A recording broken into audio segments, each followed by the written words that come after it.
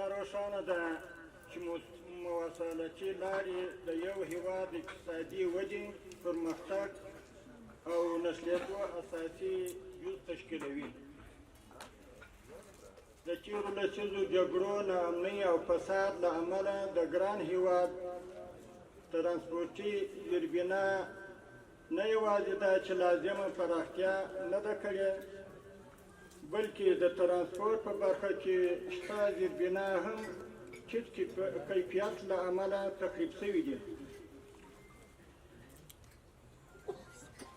بناءً په ترانسپورټي او مواصلاتي زیربناو کې پانګونه د افغانستان اسلامي امارت یو له اساسي او مهمو اهدافو څخه ګڼل کېږي. د کابل کندهار لویه لاره مهمه سوداګریزه، ترانزیتي او خورا مهمه لار ده چې د هېواد زیات شمېر جنوبي ولایتونه سربیره له مرکز او نورو زونونو سره نښلوي، او همدارنګه د ایران، پاکستان او نورو هېوادونو سره سوداګریز مسیر جوړوي. له همدې امله دا لاره خورا زیات اقتصادي، ټولنیز او کلتوري اهمیت لري. د غزني او کابل ترمنځ د دوهم لین سړک جوړول د مرکز او جنوب ترمنځ د نښلېدو بنسټیز پل دی چې په پایله کې به یې سوداګریز فعالیتونه اسان شي. د مالونو د انتقال په برخه کې به لګښتونه او وخت راکم شي. د کاروانونو او مسافرو لپاره به د تګ او راتګ په برخه کې اسانتیاوې او چټکتیا رامنځته شي. د لارې په اوږدو کې به لسګونه نوي کاري فرصتونه ایجاد شي. هېوادوال به نوي پانګونو، دوکانونو او نور کوچني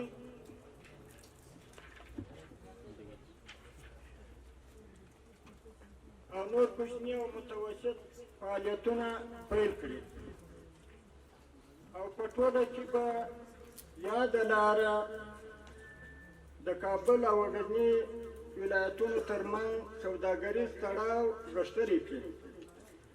له همدې امله د سړک جوړولو دا پروژه د هېوادوالو لپاره د ترانسپورټ په برخه کې ستراتیژیک اهمیت لري. ګرانو هېوادوالو، د داخلي ترانسپورټ معیاري رغول او پیاوړتیا د سیمه ییز اتصال لپاره لومړنی شرط دی.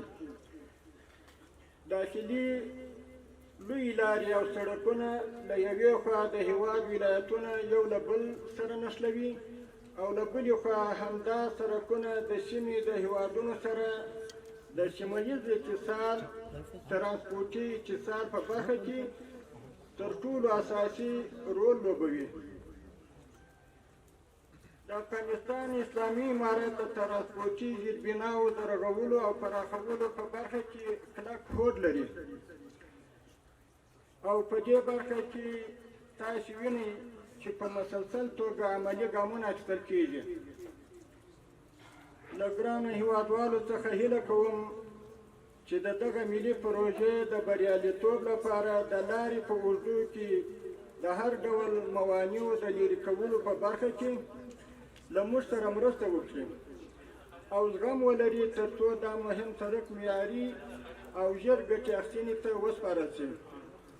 او له بلې خوا د دغه مهمې پروژې عملي کوونکو انجینرانو او ټولو مسؤلینو څخه په ټینګه غواړم چې د سړک کیفیت او اوږدمهاله ګټه اخیستنې اصل ته په پام ټوله معیارونه په نظر کې ونیسي او عملي یې کړي. همداراز دې قراردادي شرکتونو د کار پر مهال نهایي هڅه وکړي چې د مسافرو لپاره مزاحمت کوونکي اسباب له منځه یوسي، او وخت په وخت پر سړک اوبه واچوي، او څو د موټرو پر مخ مشکلات لرې کړي، خو مسافرو ته مزاحمت پیدا نشي. په اخر کې یو ځل بیا د دغې مهمې پروژې د پیل امله ټولو هېوادوالو ته د زړه له مبارکي وایم او وعده ورکوم چې اسلامي امارت به د هېواد د اقتصادي زیربناو د جوړولو په برخه کې خپلو هڅو ته دوام ورکوي او د ګران هېوادوالو ټولو اساسي ستونزو ته به په وخت رسېدګي کوي انشاءالله. د توجه مو یو جهان مننه. والسلام علیکم ورحمة الله وبرکاته.